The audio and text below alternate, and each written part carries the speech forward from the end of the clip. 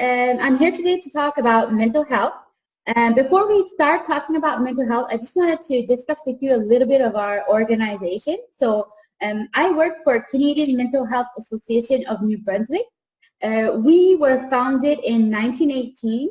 We are a national charity that helps maintain and improve mental health of all Canadians. As a nationwide leader and champion for mental health, CMHA helps people access the community resources they need to build resilience and support recovery from a mental illness. I'm just going to discuss with you a little bit about our organization. So our provincial office is in Fredericton. We have two satellite offices, one in Moncton, and we also have one in Fredericton. So in our offices, we provide different types of programs all around mental health and mental illness. If you would like more information about our programs that we offer either in Fredericton, Moncton, or St. John, after this session, you can ask me and I'll be able to give you all of that information.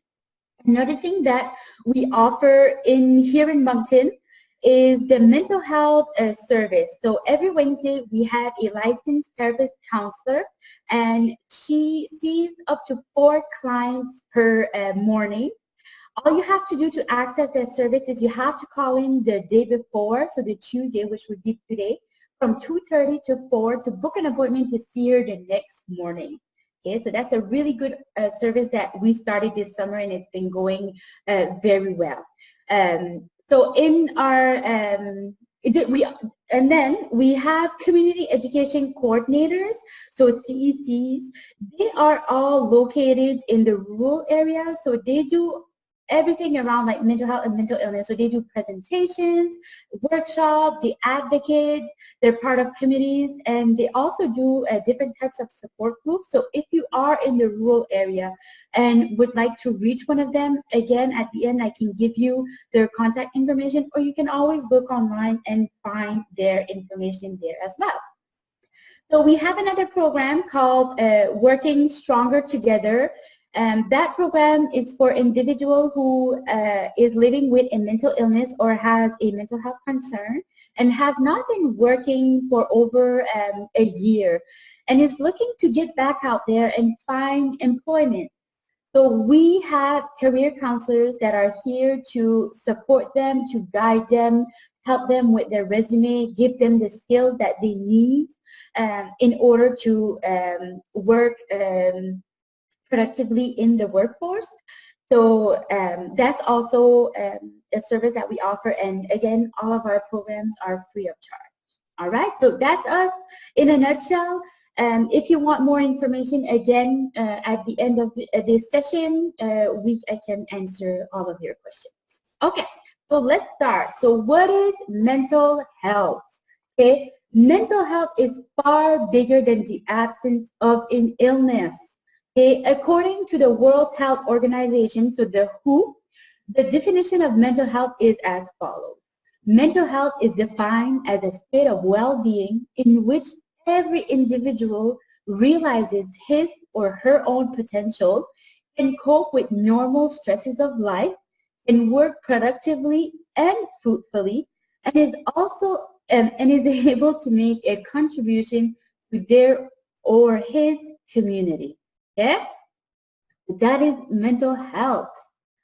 Now we are going to take a look at what can influence our mental health. So as you can see on the PowerPoint, there's more than one thing that can influence our mental health. So we see there's resilience, work-life balance, positive attitude. We see mindfulness, self-esteem, and our physical health. Okay, so I am going to talk about each of these topics.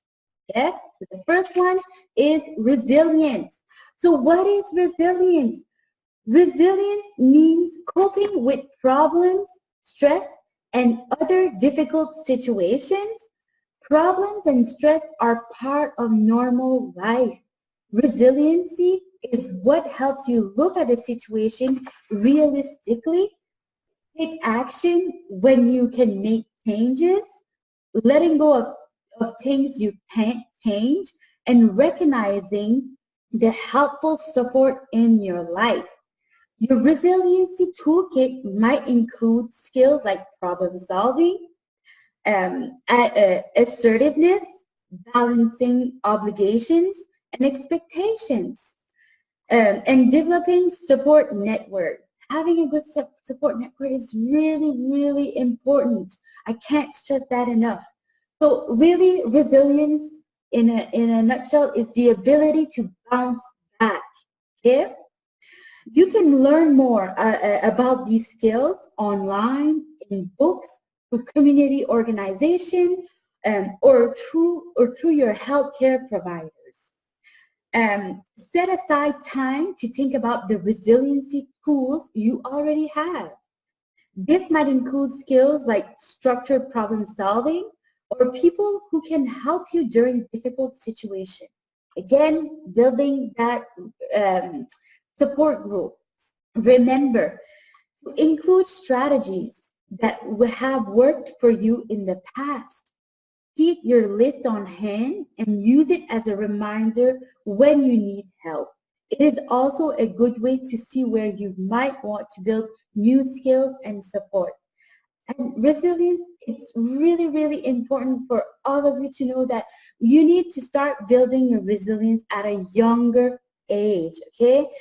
So, and a way to do that is you need to teach your children failure, okay? So, I know that's not we want to hear, that's not something we want to hear, but it's really, really important because as we all know, we all face negative obstacles. So if we have never learned how to fail, how are we going to learn how to overcome those negative obstacles? All right, so it's really important to let your children be children and let them fail. And for you as well, as an adult, it's okay to fail. Learn from that, grow from that. Just keep on going. That builds your resilience. So the next time a negative obstacle will happen, you'll have that tool to overcome that in a positive way. Okay, so keep failing. It's okay. All right. The next thing that I'm going to talk about is work-life balance. Okay. So according to the National Canadian Mental Health Association, finding balance is not something you are alone in. 58% of Canadians report feeling overload in their many roles of home, work, family, friends, physical health, volunteers, and community services. A moderate amount of stress improves our efficiency and sharpness. But how do you know when your everyday juggling act has stopped being a motivating challenge and start being harmful to your health? Here are some signs. Okay? So you start feeling like you've lost control of your life. You often feel guilty about neglecting your different roles. You frequently find it difficult to concentrate on the task at hand, and you're always tired. A survey by Desjardins Financial showed that money is the main cause of stress outside of work. Nearly half of the respondent cities money issues as their top stressors. So here are some tips for staying in balance. Okay, so at work, schedule brief breaks for yourself throughout the day. Your productivity and effectiveness will increase if you take even a 10-minute break every 2 hours, and overall you will get more accomplished. So make sure to take that 10 minutes. It's really important. And not 10 minutes in front of your computer or wherever you are. Get out of your chair and go for a walk. Take that 10 minutes. It's really, really important. At the end of each day, set your priorities for the following day. Okay? Be realistic about what you can achieve in the time you have available. Only respond to emails once or twice per day. Then shut off your email program. Avoid being distracted as message comes in. I know a lot of you probably right now are laughing because I know, just like me, that is not possible because I do a lot of my work online and I have my emails there, so it's hard to not look at your emails. So for people who are constantly on their email during the day, maybe instead of minimizing it during the day, maybe minimizing it during the evening. So when you go home, sometimes we do have to check on our emails, okay? But maybe limit that to once time per evening, okay? So not all the time. And then you check them once and then you turn it off, okay? So just doing stuff like that. Make a distinction between work and the rest of your life. Protect your private time by turning off electronic communications. Don't be available 24/7, okay? Use boundaries. Take your vacation and use up your overtime. Don't let them accumulate unless it's for a special reason, okay? At home, create a buffer between work and home. After work, take a brief walk, do a crossword puzzle, or listen to some music before beginning the evening routine. Decide what chores can be shared and let go. Determine which household chores are critical and which can be done by someone else. Let the rest go. Exercise, even if it's only for 15 minutes. You'll feel more energized and refreshed. Okay? Create and implement a household budget. Start by getting aside some money from each paycheck for the future. And then in your community, make choices. Social, community, and volunteer obligation pulls us in many directions. Choose the one that are most fulfilling and learn to say no to the rest. It's okay to say no. Okay? So say no. All right. Next one. Positive attitude. So what is positive attitude? Positive thinking that typically comes with optimism is a key part of effective stress management. And effective stress management is associated with many, many benefits. Positive thinking doesn't mean you keep your head in the sand. Okay? Positive thinking, it's not always rainbows and butterflies and yeehaw and woo. That's not what positive thinking is. It means that you look at approaching unpleasant things in a more positive and productive way. You think the best is going to happen rather than the worst is going to happen. Okay? Positive thinking usually starts with self-talk. This is the endless stream of unspoken thoughts that runs through our head. Okay? These automatic thoughts can be positive or negative. Some self-talk comes from logic and reason. The other may come from misconceptions that we create due to lack of information. If the thoughts that run through your head are mostly negative, then your outlook on life is most likely pessimistic. If your thoughts are usually positive, then you are most likely an optimistic. I don't know if you knew, but 73% of the population is negative thinker. So that's a lot. Positive thinking can increase your lifespan.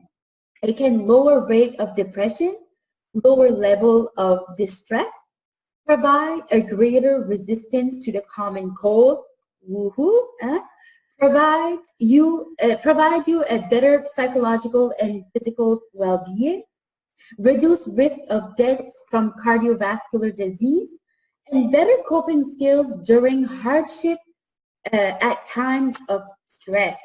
Okay? So, are you a positive or negative thinker? Here are some common forms of negative self-talk. Okay? Filtering. So you magnify the negative aspect of a situation and filter all of the positive one. Personalizing. So when something bad happened, you automatically blame yourself. Sometimes we catastrophize, so you automatically anticipate the worst. And then there's polarizing, and you see things only as good or bad, so black or white. There's no middle ground, okay? So you can learn to turn negative thinking into positive thinking. So woo, that's really awesome. So here is how we do it. So just for an example to show you how our brain is a powerful, powerful thing. So basically, if we want to go to a destination we've never driven to, the first thing we usually do, we go on Google and we Google the destination, and then we put the address in our GPS, and then we use our GPS to reach our destination, right? Okay, so we got to our destination, right on, perfect. Next day, we need to get back to that destination. So we probably won't have to Google because we have it already on our GPS. So we use our GPS to get to the destination. So again, we keep on going to the same destination. So we went to this destination, it's our 10th time. So by that time, probably we won't be using our GPS. And then it again and again and again until it comes to a point that you can reach your destination with your eyes closed. You know every stop sign, you know every house that you're gonna pass by, you know everything, you know the route by heart. And I know I'm not the only one that this has happened to, okay? I know that it had happened that you arrived to your destination and you're like, oh my God, how did I get here, right? So that happens. That's our brain, okay? So we can change our negative thoughts to positive by doing the same thing. So by start thinking positive. So when you wake up in the morning, think positive. Think, oh, today is going to be a good day. Of course, like every day, something negative might happen, okay? It's okay. The negative thing will happen. So for example, let's say you wake up, oh, today is going to be a good day. You get out of bed, bam, you hit your toe on your dresser. Ah, yoy, that hurts and it ruins your day, okay? So keep on going. So maybe in the afternoon, you might start to think positive again. That's good. Keep trying to think positive. The more you try to think positive, the more you do think positive, the better you'll be, the better it'll, the easier, this is better, the easier it'll be, okay? It'll become like second nature. You'll wake up in the morning saying, hey, today's a really good day. You'll hit your toe on your dresser. Yeah, that hurts, but it's okay. It's not going to ruin your day. You'll be able to take that negative situation and look at it in a different way because your brain has learned to think positive. Okay, so keep thinking positive. So it's not something that's just going to happen over the next day. It's something that you have to keep on working at it. All right? Okay. The next one is mindfulness. Okay? So mindfulness. We need to be like dogs, huh? As you can see in the picture, I have a little dog. What's in his mind? The only thing you see is what's in front of him, which is the trees and the sun. And if you look at the human on the other side, what is he thinking of? Everything. Okay, so we need to learn how to be more in the present time. We need to learn how to be mindful, not having our mind full. Okay, so we need to be like dogs. So and if we look at dogs, oh, they're at their bone. Oh, Robert's home. Robert. Right, so they only focus on one thing at a time. So that's how we should be living our life, is living in the present time, okay? Because if we focus on the future, on stuff that's not here, on what could happen, what might happen, it can trigger anxiety, okay? And we can get really, really stressed and anxious for something that's not here yet, okay? And if we are a type of person that focus on the past, so what have happened in the past, feeling guilty of what you have done or not do, or not being at where you are right now, that can trigger depression, okay? So we really need to focus on the now, on the present time, okay? And we need to focus on one thing at a time. So even in the present moment, we can be all over the place, because if you look at the human right now in my picture, he is here, but his mind is everywhere, okay? So we need to minimize that to just looking at what's in front of you at this time in your life. At this time where you are right now, you're sitting in front of your computer, being mindful of what you have in front of you, just working on one task at a time, okay? It really reduces stress.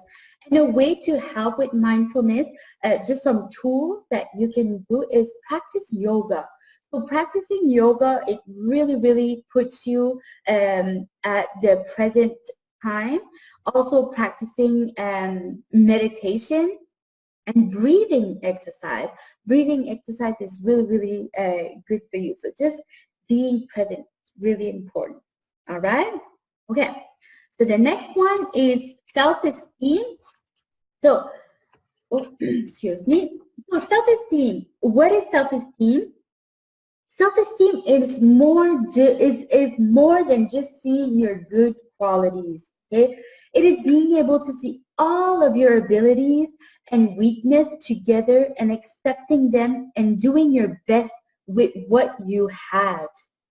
Self-esteem means recognizing your unique talent and abilities and using that confidence to follow your goals and interests without comparing yourself to others. Okay? And a good way to build your self-esteem is start doing something that you are good at.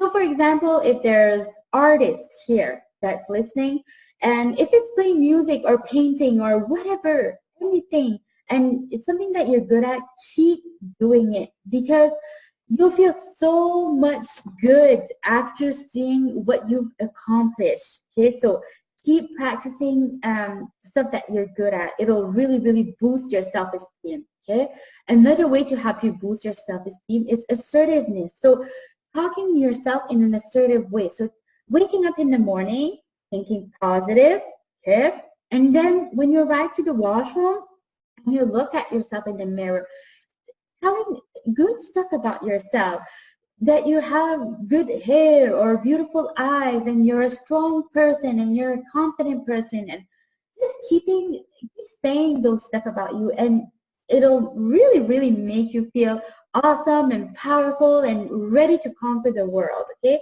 So keep doing that. Keep practicing assertiveness and positive thinking. Another way to build your self-esteem is walk like you have high heels on. So walk like you own the world with your head high, like you know everything. That is a really good way. You'll feel so much better about yourself. Yeah, and it'll really boost your self-esteem. Which all of these components that I've talked about, it all helps with your mental health. So if you work on all of those aspects, you'll have an optimal mental health, all right? And then the next one that I'm going to talk to you guys about is physical activity, okay? So how does your physical health affect your mental health? The mind and the body are connected. When we begin to improve our physical health, we begin to experience greater mental health. Exercise not only strengthens our heart and lungs, but releases endorphins. And endorphin is the feel-good hormones, okay? So it's a powerful chemicals that energize us and lift our spirits. So we want that, all right? So here are some tips. Get enough sleep, okay? To have good mental and emotional health, it is important to take care of your body. That includes getting enough sleep. Most people need 7 to 8 hours of sleep each night in order to function at their best. Okay? Learn about good nutrition. Not only learn it, but practice it. The subject of nutrition is complicated and not always easy to put into practice. But the more you learn about it, the more you learn about ways, what you eat, and how it affects your energy level and mood, the better you will feel. Okay? Exercise. Exercise is an excellent treatment for mild to moderate anxiety and depression. To relieve stress and boost your mood, exercise is essential. Exercise is a powerful antidote to stress, anxiety, and depression.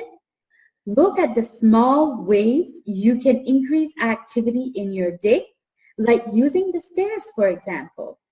To get to the most benefits of exercise, aim for 30 minutes per day every day. All right? And get some sunshine. So I don't know if you guys are like me here in Moncton. I don't have a lot of sunshine, but the sun will lift your mood. So try to get at least 15 minutes of sunshine per day. This can be done while exercising, socializing, gardening, or doing other things. Even pulling your favorite chair close to the window and keeping the curtains open. All right, so that's the end of my presentation. I hope you really enjoyed it. I'll be able to answer any questions that you have. So feel free to ask them. Thank you. Bye. Julie, I just wanted to look over, you mentioned in an earlier session that you had a program that was available for employers where employment counselors could send their employers there where they would have concerns of a current employee that they have on board. Could you talk to us a little bit more about that program? Do you mean the AdWork program, the program that we offer? Yeah. Oh, I didn't mention it. Yes.